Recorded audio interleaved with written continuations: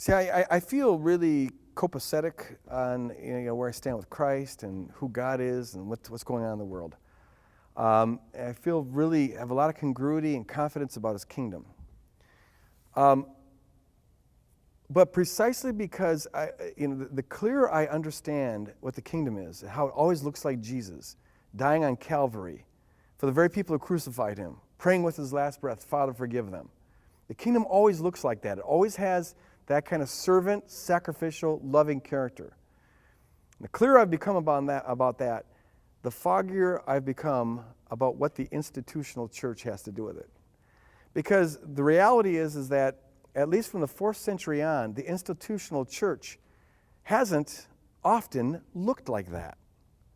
The institutional church looked kind of like just another religion, and often did nasty, mean, barbaric, violent, antichrist stuff, and did it in Jesus' name.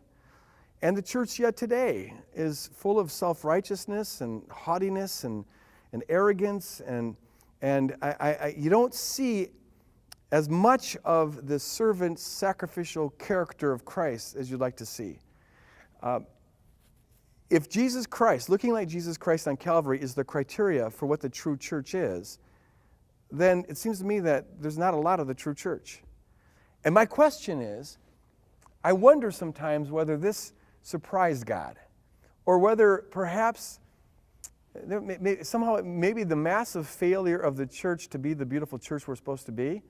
I sometimes wonder if in the profundity of God, this didn't take Him by surprise and isn't incorporated into His plan. In the same way that Israel, here's the pattern you see throughout history, and it's continuing today. God gives Israel blessing after blessing after blessing, and the more He blesses them, the more rebellious they become. So then God comes Himself, and He dies on the cross for us, and He puts His Spirit within us. He gives blessing after blessing after blessing after blessing.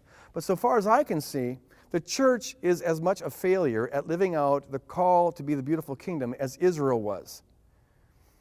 And I wonder if whatever else is told in the story of history, if the dominant story won't be something like this, that God, however much grace God poured on us, however many blessings God poured on us, and He went to the craziest extreme imaginable on Calvary and then giving His Spirit to us, however much He extended towards us, we just got more and more rebellious, but dang it, He's going to love us anyways.